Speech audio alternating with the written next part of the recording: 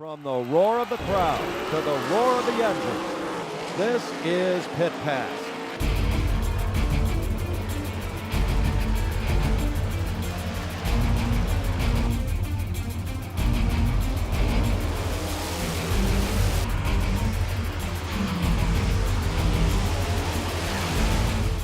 Pit Pass is brought to you by Jake's Karts and by Buttonwood Campground.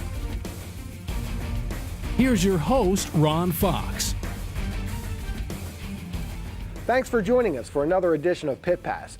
Generally, I don't go to the same track 2 weeks in a row unless the weather dictates it. But after taking in the sprint cars at Thunder Mountain Speedway last Friday, I made a return trip to watch the $2,500 to win steel block late model feature.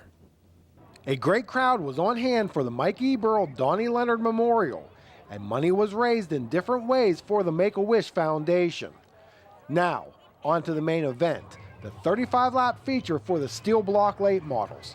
Matt Gaston in the 47 may have the pole position through a pill draw, but Denny Fenton gets a great jump to start the race.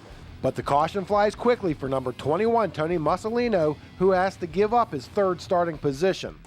I know this looks like deja vu all over again, but Fenton will power past Gaston to lead the field into turn 1. That's where Dwayne Brooks collides with the 231 of George Foltz.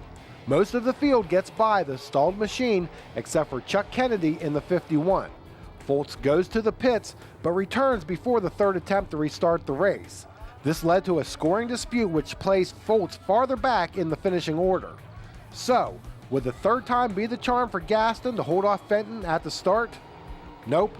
Once again, Fenton wastes no time in taking the lead.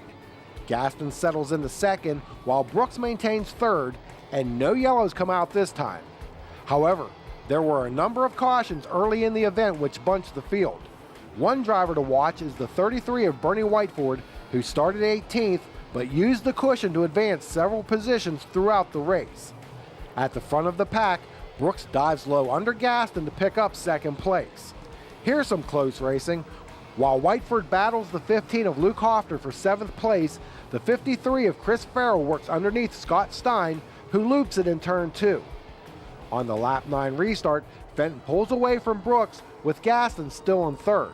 Fourth belongs to Mike Altobelli Jr. in the 79, with Dwayne Tannehill not far behind.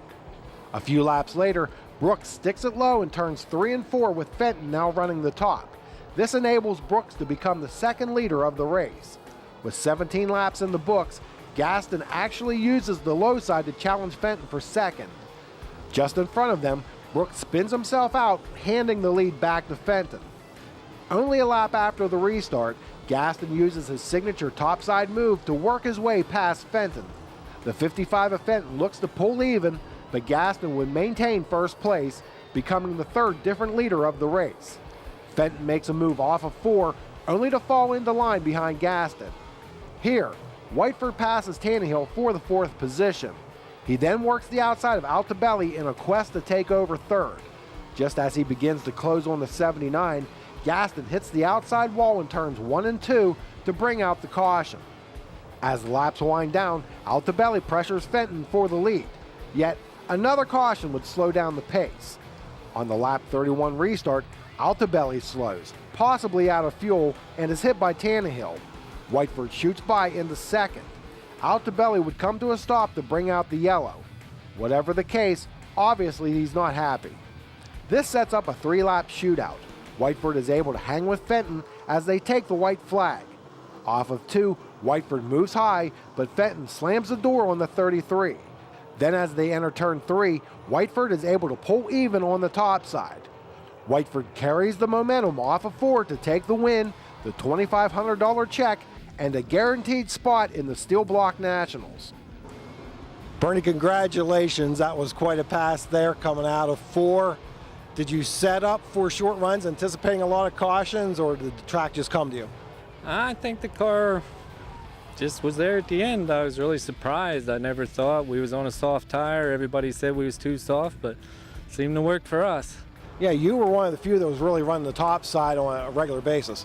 I seen Gaston out there probably about halfway out through the race. I seen him pass. I'm like, there might be something out there. Everybody was running on the bottom. thought I'd hang it out there, and it worked. So I kept her up there. I understand you guys were thrashing just to put this car together this week, and you showed up late here at the track. Yeah, Monday, that car was a frame. We didn't have the rear end together, motor wasn't together, nothing. We left Pioneer Lake. It's probably about an hour from here or better. It's 6:30 this evening. We just loaded that car and tightened everything up and left. And here we are in the winner's circle. Unbelievable. Well, you came up through the field there, like I said, using the high side there on that last lap. Did you anticipate maybe Fenton was going to try to block you?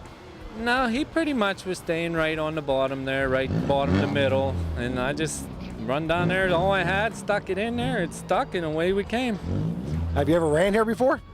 We run here a couple of times. I think maybe three times we was up here. We mostly run Dog Hollow, Marion Center, but this is the first time we've been out all year. The car is the first time out for the car. So you must be a little surprised at this kind of success. Yeah, we're real surprised, Yep. It's been a long week. I'm glad we got it for my guys. Cessna Motorsports, they stuck right with us the whole time. Rich Eckenrode, like I said, that motor, he's the motor man. Put that motor together in 2 days. Here we are. Now you have a guaranteed spot in the Steel Block Nationals at Central PA Speedway around the Labor Day weekend. Were you going to go to that race? Yeah, we was planning on going. That's pretty much why we put the car together for the end of the season there. We run there a couple of times. We had some bad luck, but we're willing to try again. Your top 5 looks like this. Whiteford, followed by Fenton, Tannehill, Ed Connor, and Chris Farrell, although George Foltz did finish ahead of Farrell. Although the race didn't get off to a great start, it certainly had a memorable finish. Stay with us. There's more Pit Pass after this.